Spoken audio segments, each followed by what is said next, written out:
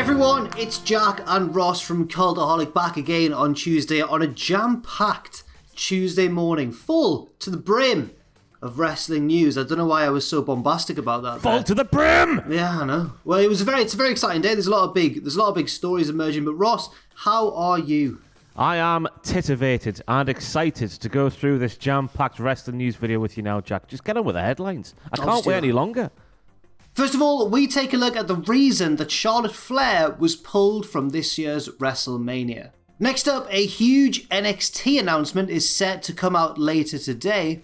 And finally, an active WWE superstar is set to enter the Hall of Fame. So, first of all, there's only one place to start, Ross, and that is because Andrade did a sit-down interview on Facebook Live with Hugo Savinovich last night, and a lot of things were talked about. He talked about a lot of different things, but the one that's captured the most headlines, I dare say today, is news regarding Charlotte Flair and why she is not appearing on this year's WrestleMania as the card stands now. A lot was said in this interview, first of all, Ross. I mean, my biggest takeaway, Jack, wasn't anything that was said in the interview. It was just the look of Hugo Savinovich today. That's not the guy I know from the Spanish commentary table back in the early 90s. That's a different man altogether. Incredible scenes. So apparently, at least according to Andrade first, but then certain things got kind of lost in translation, which we'll get to in a second. Apparently, Charlotte was mistakenly told by a WWE affiliated doctor that she was pregnant, but then she was later revealed not to be pregnant. But apparently, they'd already taken her off the WrestleMania card and moved forward with plans for her by then. And you might be thinking, well, that's a bit strange. What does that mean? But remember, of course, that sometimes Andrade's... I should say that Andrade's English has definitely improved a lot, but Charlotte's camp reached out to Alex McCarthy of TalkSport, and this is what they had to say. What Andrade said about the pregnancy test in today's interview is true, but a significant amount of context is lost in translation, and we'd like to clear that up as best as we can. A few weeks ago, Charlotte received a call from WWE Medical telling her that her HCG levels had come back high and that she was medically suspended for pregnancy. That day, she took several home tests that all came back negative. A few days later, blood work and ultrasound confirmed that there was no pregnancy. This was before any issues with COVID. She is currently medically clear of that. This put a lot in context for Charlotte, mainly how small a woman's career window is. Men are able to work well into their 50s, while the women are seen as older, in their early 30s even. For an athlete in her prime, these years mean everything. Her issue is with this process and how the information was relayed to her, as opposed to the information itself. So by the sounds of it, it wasn't necessarily that... I can't quite work it out, to be honest, Ross.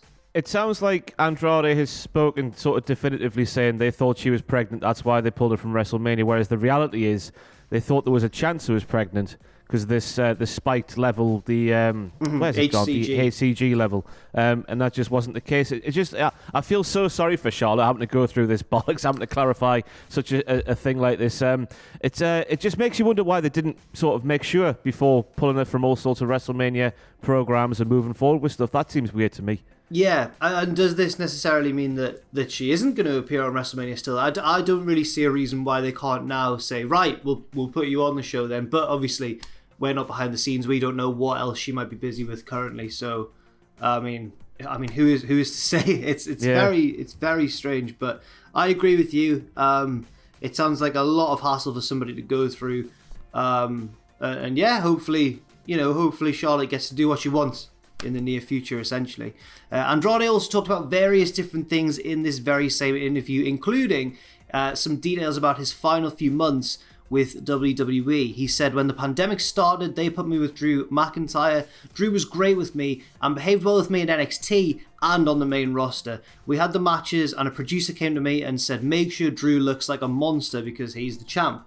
And I think Andrade was also a champion at the time, but obviously Drew was the WWE champion, Andrade was just the US champion. Andrade goes on to say, Drew came to me and told me to wrestle how I know to wrestle, saying that he doesn't need me to make him look good, but to just wrestle how I wrestle best. A lot of people treated me well, Drew too, and Randy Orton, who would ask me, why aren't they using you? And I didn't know what to say and didn't know what was going on. And after that, I made the decision to leave. He was asked what the hardest part of leaving was, and Andrade answered, To make the decision, the hardest part was not getting to be close to Charlotte and going to events with her. And also, he revealed, or he suggested, that he walked away from a very big contract with WWE, and basically it was worth $3 million a year, which is crazy. Like, I know, yeah. So, I mean, fair enough walking away. I mean, if that's what he wants to do, but that is a lot of money to walk away from. I was going to say, people are motivated by different things, Jack. If I was getting paid $3 million to sit in catering, I would do just that happily. I would have no qualms trying to strive for a better career inside the ring. But more power to him. Obviously, there's more things important to him in the world of wrestling than just money. And so, all the best to him. I'm sure he's going to flourish wherever he ends up, isn't he? Yeah, he's incredibly talented. I imagine he was probably making a decent amount of money anyway, so perhaps he feels comfortable by this stage.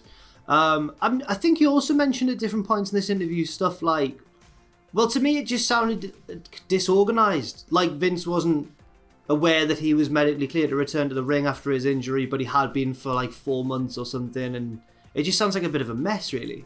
I mean, you just think of how many wrestlers WWE actually hire these days on the main roster as well, but especially in NXT, it's a wonder they can't keep up the track. Can't keep up the speed, so with every single person they have under their watch. It's a massive roster to keep an eye on, isn't it? It definitely is.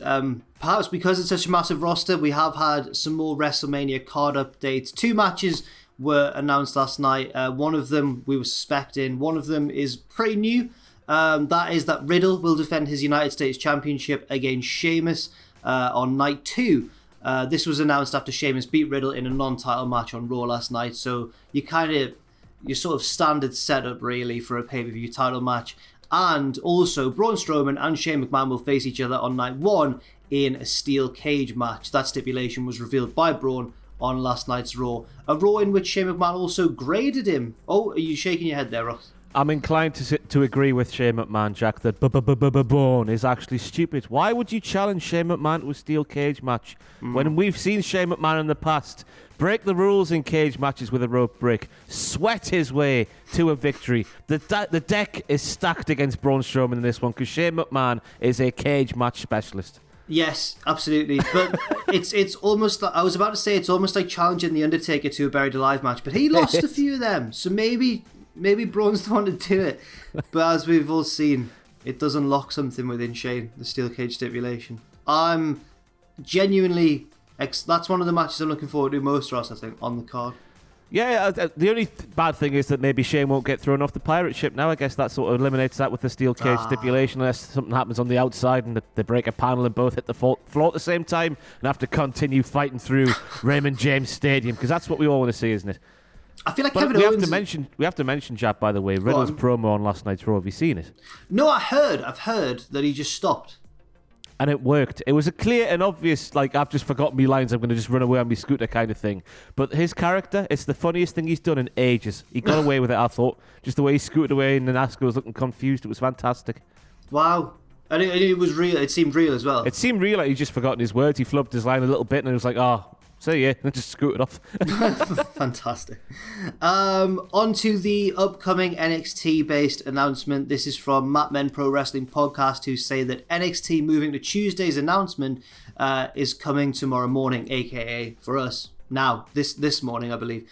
Also, they will be announcing an extended USA Network deal. It was the Mat Men Podcast who initially reported the change was happening to begin with, and apparently we can expect an announcement by 9 a.m. Eastern Time. So in a few, about 5 hours from now or so, around about that. Does this mean, this is a bit of an inflammatory question, I feel like a proper journalist, does this mean that AEW have won the Wednesday Night War? Oh. I guess if you want to say that, yeah, I guess they have.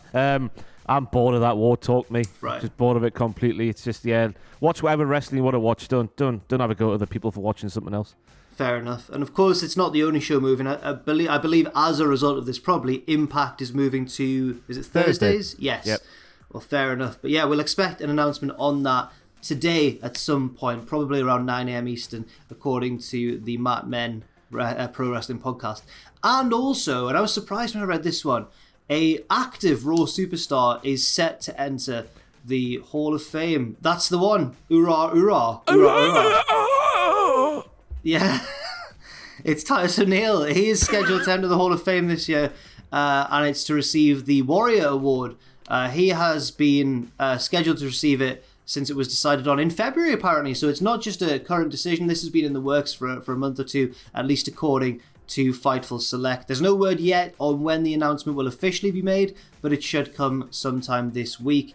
And then Sean Ross Sapp of Fightful goes on to explain that Titus often makes headlines in the Tampa area because he does a lot for the community through his Bullard Family Foundation. He also previously played in the Arena Football League for the Tampa Bay Storm team, so another local tie that Titus has to the area. He's also been with WWE for now, I can't believe this, I think 12 years.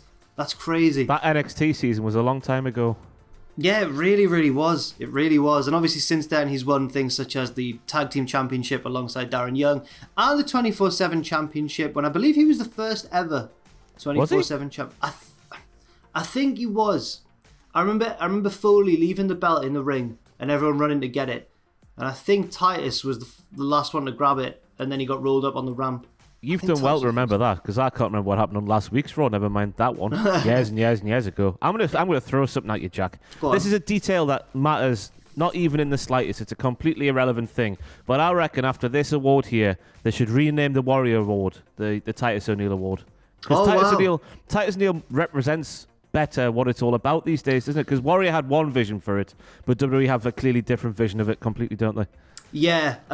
So the Warrior Award was supposed to be, I seem to remember Ultimate Warrior himself saying it should be for the people behind the scenes, the people, like part of the crew, essentially, is what he made it sound like. Putting the ring up on the stage and all that malarkey, yeah. Or a lot of people interpreted it as people like Jim Johnson for his work with the music and stuff like that. Now, there was a woman who went in who, I think she was a Welsh woman who coordinated the Make-A-Wish stuff. Mm-hmm. That was kind of a mixture of WWE's current vision of it and the original Ultimate Warrior vision of it. So I was pleased when she went in. But at the moment, yes, the Warrior Award appears to be based entirely around charity these days. It makes sense with Titus because obviously of his great community work and his charitable work.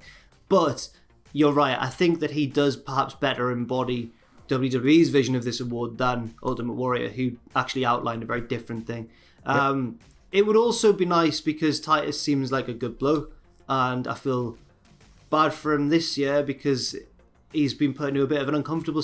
A lot of people have been talking about him and Hulk Hogan hosting WrestleMania in a bit of an uncomfortable fashion. And I feel like WWE often wheel him out whenever they need to look good because he's a nice guy and he's a father and he does great charity work. And I feel like Titus deserves a bit more respect than that, Ross.